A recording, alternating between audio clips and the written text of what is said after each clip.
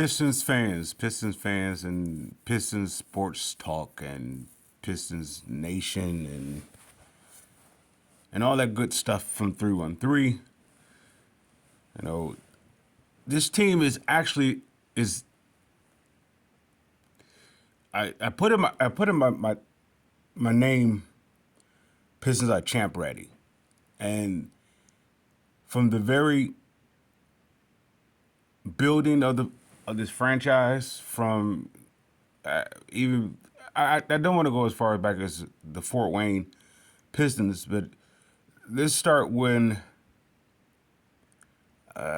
gee back in, let's say, 81. From that point on, it started off with a triple threat. It started off with Jack McCloskey. Well, let's back up even from that. If I'm not if I if I'm not correct, it started off with Bill Davidson, and I guess you're gonna say this is a quad effect versus a triple threat. Bill Davidson bringing in Jack McCloskey. Jack McCloskey bringing in a first time guy, or I think he was maybe an assistant coach. I don't know if he was with Cleveland, and Chuck Daly. Then, of course, Chuck Daly also brought in, eventually at some point, brought in Bill Laimbeer. I mean, we're not Chuck Daly, with Jack McCloskey, trading for him. But the fourth part was drafting Isaiah Thomas. Once the Pistons drafted Isaiah Thomas, it not only gave him a face to the franchise, it gave something for Jack McCloskey to build off of, and it also gave an imaginative, young, energetic, I guess that's not that much experience, and Chuck Daly, an imagination toy to play with, right? So Isaiah Thomas he brought this electrifying, contagious energy. And then they became this offensive team with the likes of, I believe, John Long, maybe Earl Carrollton was on that team, maybe Terry Tyler. I don't know if Terry Tyler was there. I know Kelly Tripucka was there, and I believe Bill Laimbeer was there. I don't know if they have traded for Vinnie Johnson as of yet at that point. Nonetheless, they became one of the highest. Well, actually, they made history by becoming playing in the highest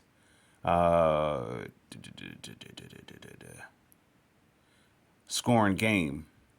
Them going against Kiki Vandeweghe, I want to say Alex English, and I don't know who was the other guy. It was another threat for Denver. Anyway, with that being said, going back to the Pistons, I say that about the Pistons because if you look at the Pistons now, it's almost the exact same replica. All right. The only thing is Dwayne Casey. He is the only one that I question about being innovative. Now he's developed. He's a great. I was a great. Let me. He possibly could be great at developing a foundation. So you still have this instead of a quad triple threat, you have like this triple threat. You have Tom Gores, you have Troy Weaver, and now you have this electrifying piece in Jaden Ivey. Jaden Ivey is your Isaiah Thomas. What Isaiah Thomas was with the Pistons in the 80s when they was really losing a lot of games, but he gave you something to look forward. All the way up to the point when they go to the playoffs for the first time in years. and I believe they was playing at the Cobo Arena, Cobo Hall, and I believe they was playing against Bernard King and the New York Knicks, and I think the New York Knicks won the series, but ultimately it gave the world something to notice, very specifically when Magic and Bird was pretty much making a claim into the NBA from college. And of course, you have Dr. J, you still have Kareem Abdul-Jabbar, you have Moses Malone, you have these great pillars still in the NBA. I don't know if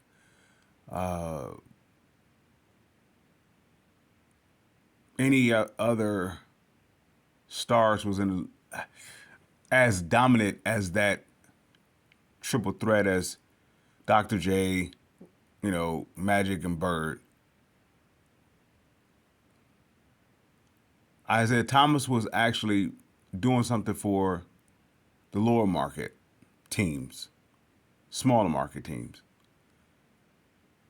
And he put this irrelevant team to the rest of the nation, to the rest of the nation. I charge that self same energy with Jaden Ivey. Jaden Ivey, his energy on the court and his presence is going to energize and revolutionize this team going forward. And it actually is giving this team an identity. The identity of the Pistons now is going to be fast paced. That's going to be kind of different in comparison to where it was when you're talking about the bad boys are going to work. They was pretty much slow ball. Don't get me wrong, the bad boys did run it with Isaiah. They did run. Chauncey didn't run it as much. It's very specifically when you have Rick Carlisle and Larry Brown. And off of Rick Carlisle, they had this slow pace, low 80 defensive mind, low 80 scoring, defensive minded approach. Or can I say defensive mindedness approach? Yeah, but they were successful. But when you look at this team here, you got two pieces to this puzzle. And with the rest of the team, you're going to have, okay, all right. They have the perfect complement pieces to Ivy game. You have Bogdanovich, where you can drive and kick out, spot up, kick out, whatever the case may be. But your main pieces is Livers. I don't want to say Braxton Key, but you possibly can. But definitely you have Marvin Bagley, barring if any setbacks with this recent injury. Those two pieces are going to be great additions. And I want to throw in Nolan Noels in this factor. When you have this electrifying piece in Ivy, and then you have this duel in the making, dynamic duel in the making of Jalen Duren. Notice I didn't say Cade. Cade is a guy that he is like Adrian Dantley was to the Pistons when they was making a turn and they was running for the championship. He's a great player in his own right. Yet at the same time, his play didn't allow the court to open up. It pretty much became half court. Well, Isaiah was electrifying. He had the energy. He can move. He can move with the ball. He can control the ball. Such as who? Sounds similar to Jaden Ivey. So if you have somebody who's going to clog it with the half court offense, it's a valuable trade piece. Nonetheless, If it doesn't adapt, it becomes a piece that's in a way. So this is the reason why I would say trade Cade. I'm not saying trade Cade because he's a bad player or because he won't be living up to his draft stock. I'm not saying that. I'm saying draft. I'm saying trade Cade because he may eventually clog up where the identity where this team is becoming. This team is going to be an attack team. They coming at you. And if any player that doesn't have that attack mode where we're not scared of anybody, and I'm not saying Cade is, I'm saying he has an approach like Adrian Dantley. Adrian Dantley is going to get you baskets. Nonetheless, he's going to do it at his own pace. But his own pace doesn't go into the flow of the team. Now, don't get me wrong, they went as far as, I want to say, I know they went to the Eastern Conference Finals with him. And did they go to the finals? And they lose to Los Angeles? And then the next year they traded him for Mark Aguirre. And that's when they go to the finals and they win it. But he became what? A piece to get them a title. And I want to say Cade is that guy. But your main, I had said before, your main pieces to build on was 4 players. I said it was going to be Cade, Ivy, Bay, and Duren. And as a bonus, you could throw in also Marvin Bags. Now I'm going to change that. Your main pieces will be, or to build off of, you're about to see this in the first 10 games. If Jalen Duren is giving you a double-double off the bench, and if he give you a double-double again off the bench, that don't mean you start him. That means he's coming. And what he's doing is he's making not only his impact in the league, but he's also making an identity for himself. So that means he's going to go on a scouting report. If you go on a scouting report, you have another piece that you have to game plan for, right? But your main piece that you're focusing on is Jaden Ivey, because Jaden Ivey his play is so infectious. Everybody's playing on the team. The players are playing to his energy level, and so now this team become less about one player and more about a team being formed. All you need is that one player to set the tone. Such once Isaiah Thomas hit the court, it was that. Now I'm going to put the likes of Jalen Duren in a comparison to Ben Wallace. What I mean by that, I'm talking about impact, not trying to impact. His athleticism, his hunger, it is not that he want to be successful. He just can't help but to be successful. If you giving me a double-double off the bench, and you're not doing it with, just things falling into your lap, it's like he's taking it. That guy is your Ben Wallace.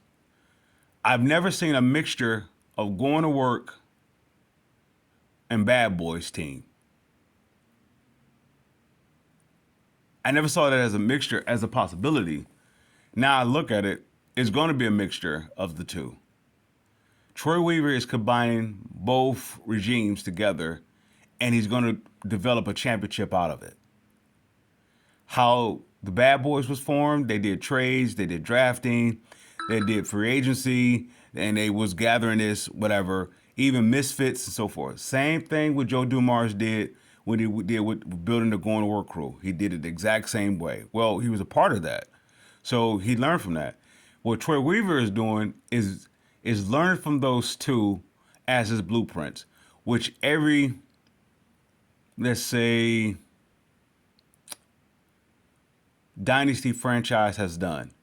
The Boston Celtics built off of themselves. If you go to the days of Bill Russell and Cousy and so forth, and then you following that, you got the Casey Jones and what's the gentleman name, Havlicek and all of them guys, and then you branch that off when Casey Jones becomes the head coach, and even before that, I don't know if it was I don't know who was a Chris, not Chris Ford.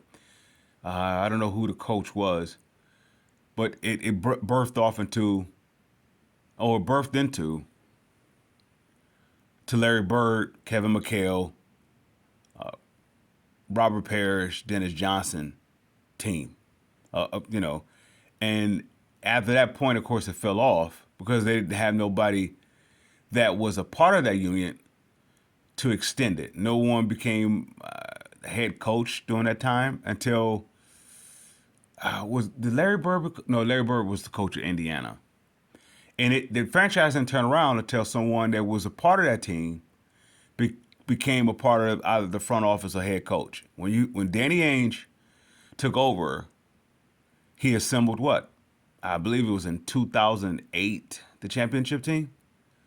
So see how how it continued. The same thing towards with the Lakers. The Lakers franchise did the same sort of thing.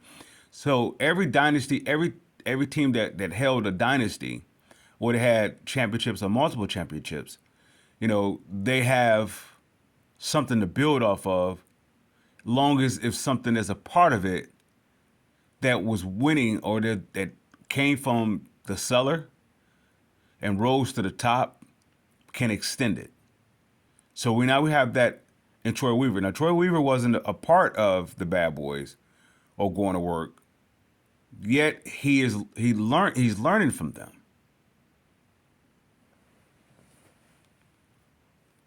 Starting with this recent draft selections. The previous draft selection is going to gain them assets. So let's say, for example, Mark Aguirre had the starting spot once he got traded to the Pistons. But when they was going into I want to say a back-to-back title run, he recommended to Dennis Rodman to take over.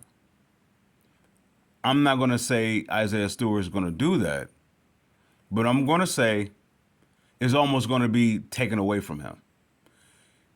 The impact that Duran is going to play on the court, it won't be is going to be undeniable.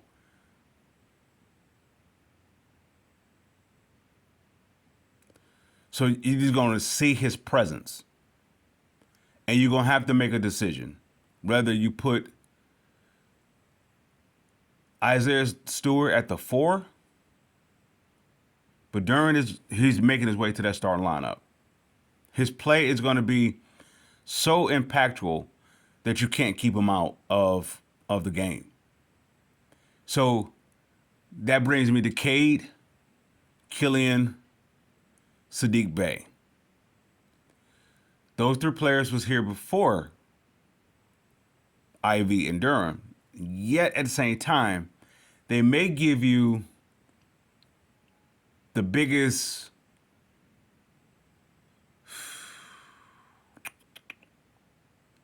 trade exchange of a package, or unless they are adaptable to this new approach. Cade game is pretty much slow. Now, don't get me wrong, players draw to him and they may get, draw this kind of attention on the court where players, all right, let's watch him. But that's the same thing you did with Adrian Dantley. Adrian Dantley, he gave you that impact. I mean, you had the game plan for him because he was a scorer. He was known for a scorer. I believe from his days with Dallas and even Utah, he was known as a scorer.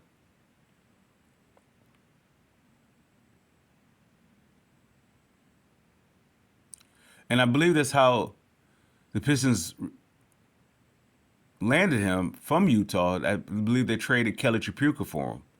Kelly Tripucka was a scorer in his own rights, giving you 20-something points a game, or 18 to 20, somewhere around there. So he was a scorer himself.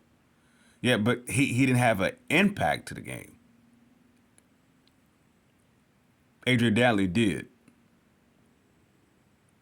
And when they needed a bucket to go very specifically on the inside, you put him in a low post, and he was able to go in attack mode and get you a basket.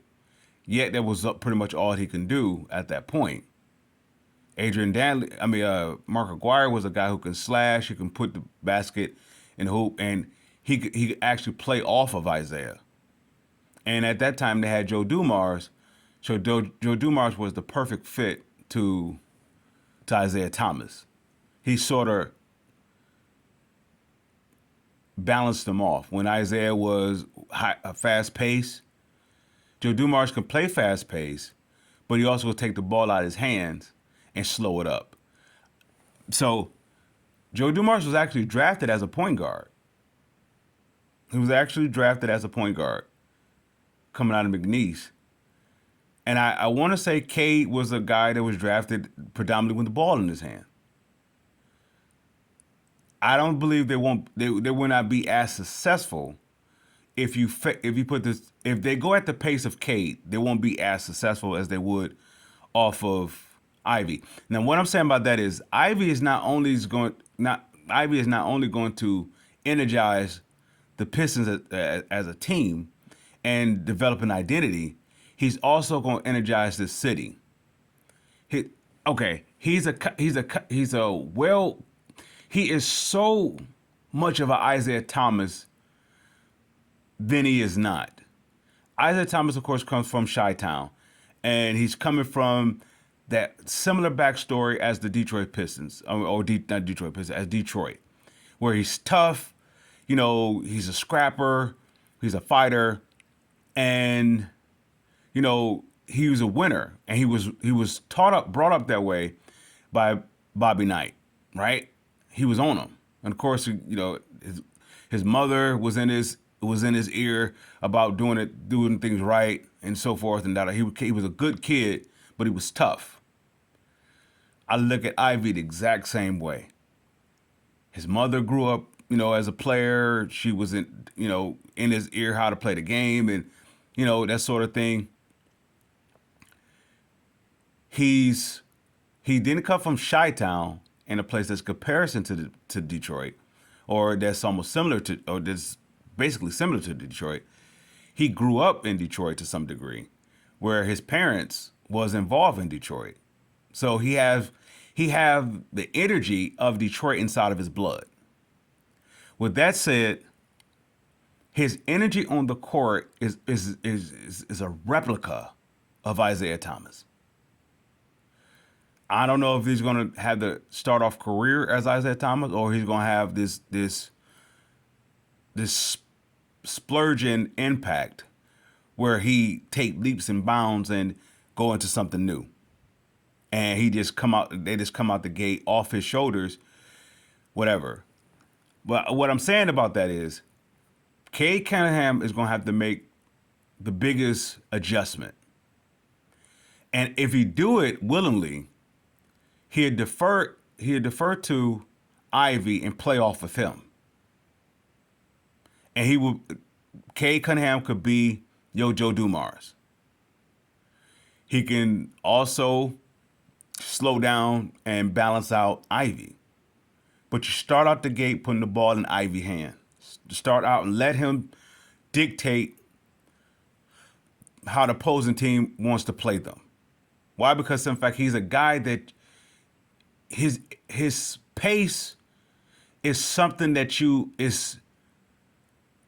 something that you can't game plan against.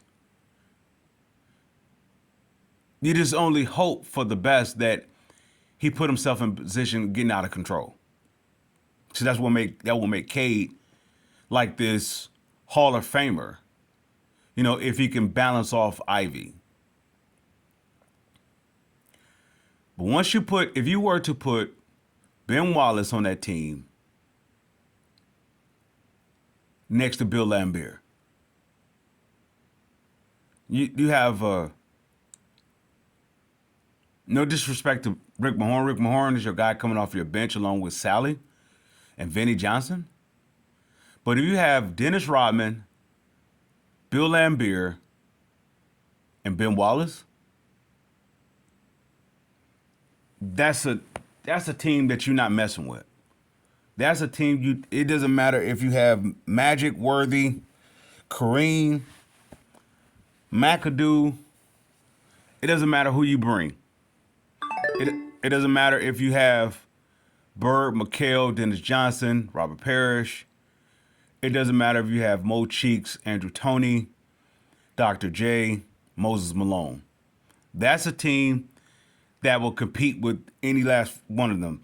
And the Pistons, don't get me wrong, the Bad Boys did good with Rick Mahorn in their lineup, but they also won without him when they put in James Edwards in the lineup, starting lineup. You still have your bench starters coming in. And they were starters. Vinnie Johnson, John Sally, Dennis Rodman were bench starters in their own right. So that's where, if you have Duran, Ivy as your starters, and if Cade is willing to adapt, I'm not trading him. If he's not willing to adapt, put it like this, if he's not willing to relinquish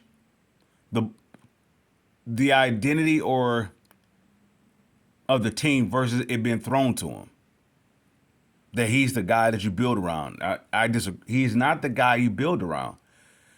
He was the guy that you took because he was a good fit at the time, but he's also a good fit to actually the piece that can extend this team to larger heights. If he's adaptable, then he can make his impact that way too as well. If he doesn't, he's a great trade piece. But your guy that you build off of is Jaden Ivey. He's your guy that you build off of.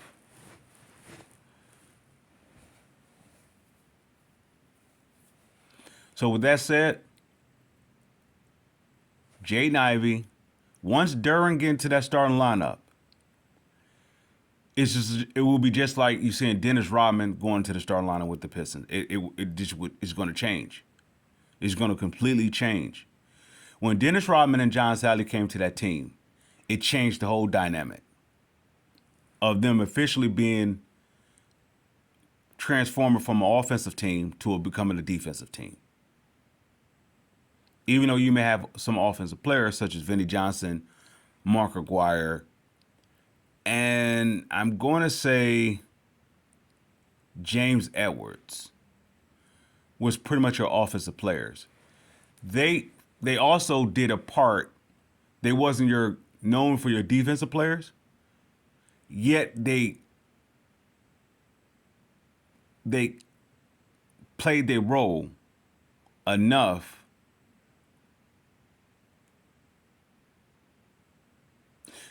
to be a part of that defensive identity. Detroit Pistons, this current regime will be a defensive-minded team. But they are establishing themselves first, putting themselves to be reckoned with, or to be noticed. Let's say it that way, not to be reckoned with, but to be noticed. Once Duran gets to that starting lineup, it's over. Duran is every bit of what I thought Isaiah Stewart was. He just doesn't have that, maybe, I don't want to say the talent. It's not even so much the talent. He has a talent in his own right. He has a talent as Rick Mahorn did. Rick Mahorn was a pivotal point to that team, building going forward. But at the same time, he was, it's interesting with that because he was reluctant to come here from Washington. But once him and Bill Laimbeer builded this bond, he became one of those guys that I don't want to leave. So he was really upset when he got lost, I guess, in that franchise thing, or not franchise thing. They didn't, re-sign him, or they couldn't re-sign him, and they had to let him go. And so that's when I believe that the franchise team picked him up, and I don't know what happened. He ended up getting somewhere, getting over to Philadelphia, and I don't know how that happened. But nonetheless, he ended up over there. But as you see, before his career was over, he came back where? Back to Detroit. I almost want to put him in the same boat as Isaiah Stewart. He's a guy that you can build with. He may be a possible piece for something greater down the road. I say the same thing for Sadiq Bey. Sadiq Bey he's a decent player. To me, he's a role player. I don't know if he's a star. There's no slight towards his game, but I believe his game has a ceiling.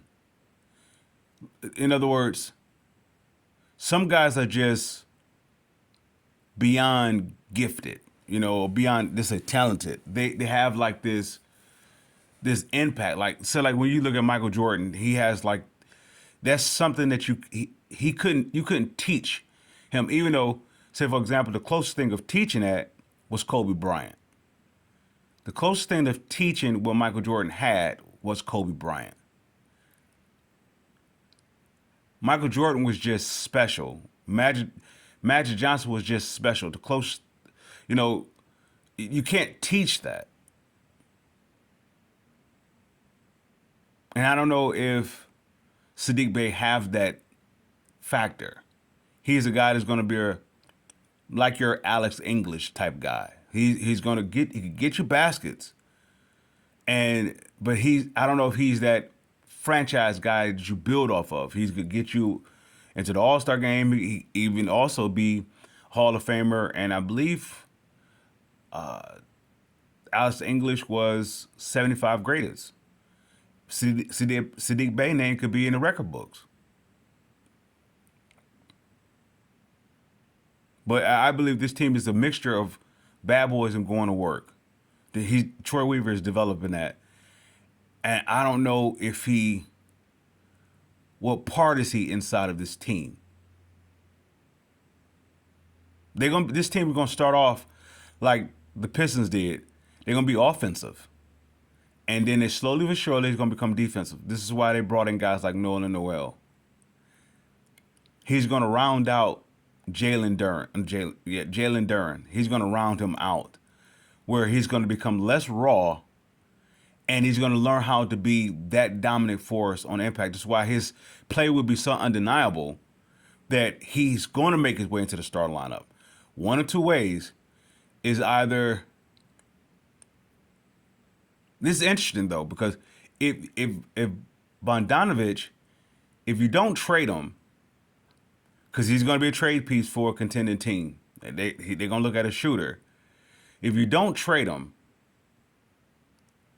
which I won't dive into that yet. What I was going to say, what Troy Weaver, what he has assembled, he's part of that Pistons Mount Rushmore of general managers. He's making his place there. So, but what Bogdanovich will bring, if you could put him at the 3,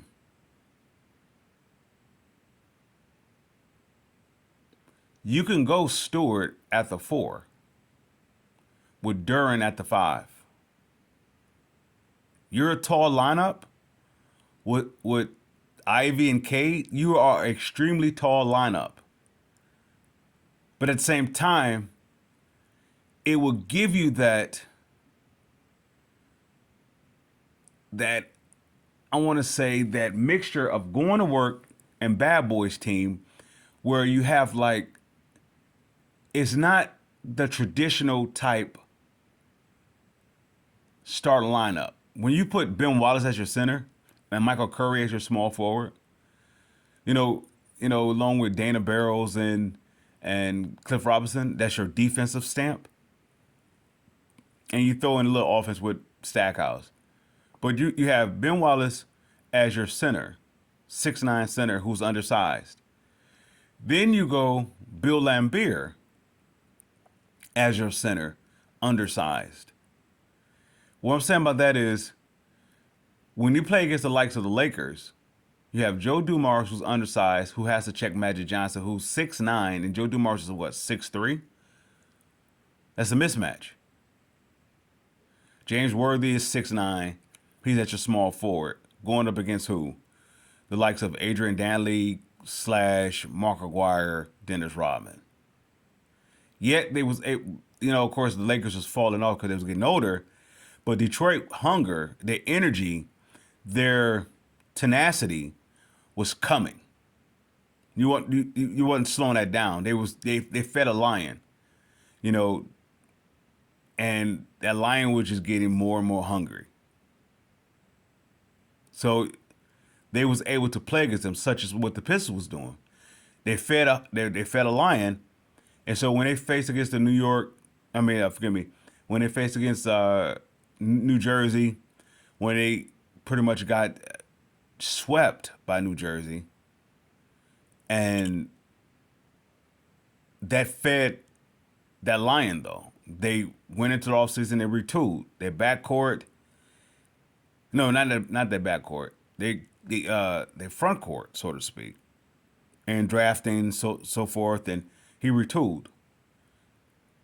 And of course, by midseason, you get Rasheed. The team was already a good team without Rasheed. It was a good team. But yet, when you make that last piece, that was like bringing Mark Aguirre to that team. Detroit Pistons was a good team without Mark Aguirre. They got to the finals without him. I believe that was in '88. They got to the finals, and that's when they had Adrian Dantley. So they was already a good team. But when you brought Mark Aguirre over there, it was over. They was a champion. Same thing with Rasheed. And that's what I believe. This is what makes put Troy Weaver on that Mount Rushmore of general managers of the Pistons, along with Jack McCloskey and Joe Dumars. He's smart because he's learning from the both of them, and he's bringing a combination of, I don't know if this is his intentions, but he's developing a combination of two by going off that. What Joe Dumars had going for him is that he had Will Robinson working with him, before he passed. He had him. Will Robinson was part of that scouting report, drafting in Dumars, finding John Sally and Dennis Rodman and so forth. And he was a part of that scouting team.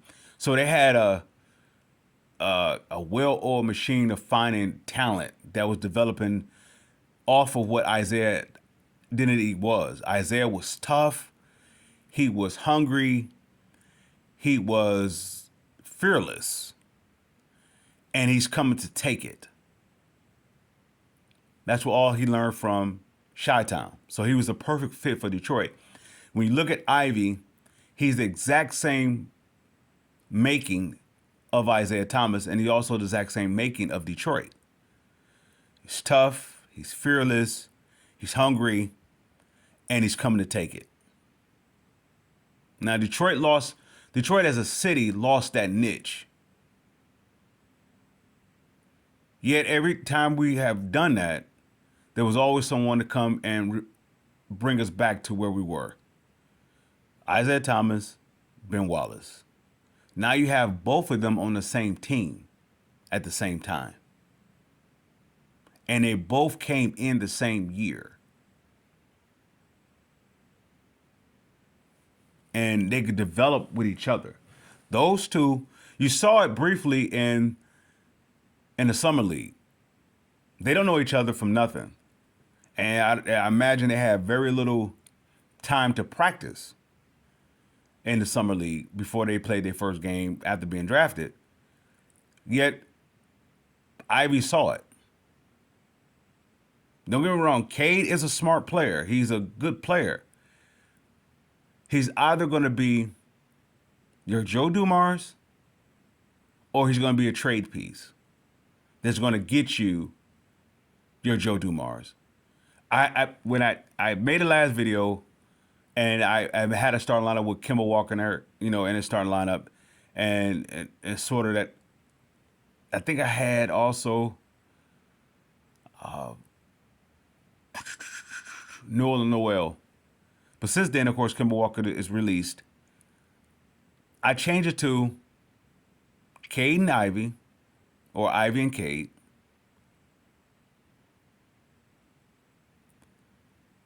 Bogdanovich as your 3. Isaiah Stewart, if not him, Bagley. But I'm going to say Isaiah Stewart. Because Isaiah Stewart's going to probably be that Rick Mahorn guy. That he doesn't have one thing that he does that you game plan for. He just bring this back support. Like this, I got your back. Isaiah Thomas, I got your back. If they come through here, I got your back. Bill Laimbeer, if they approach you because you're undersized, I got your back.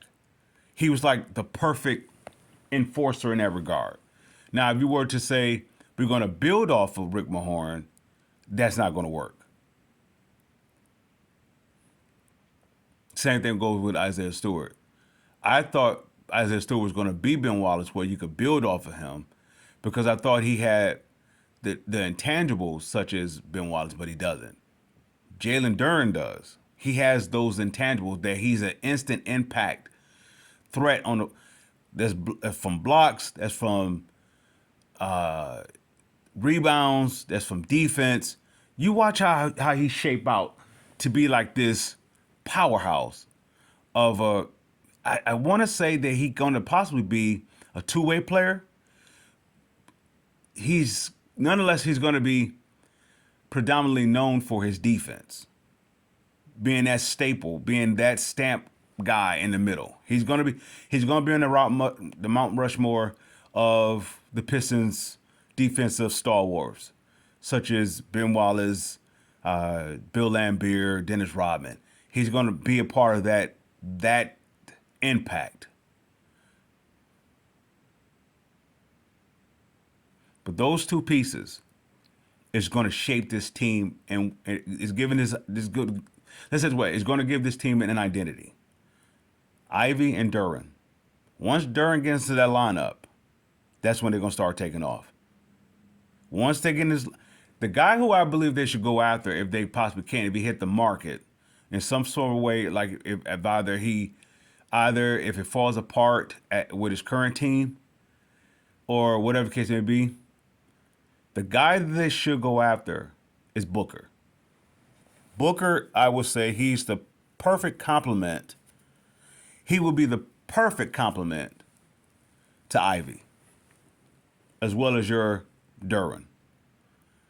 I don't know if he's known for your defense. It's either him or Ben Simmons. Well, I can't say Ben Simmons because Ben Simmons he's not known for being a two-way player. I don't know if Booker is. I want to do some research on that. But Booker is your guy that I will be targeting. And not so much targeting as free agency, whatever, or possibly trade, but I'll just keep a close eye on him in the back scenes of what's actually transpiring in Phoenix. With that being said, I'm closing this out. All right, Pistons fans, I salute.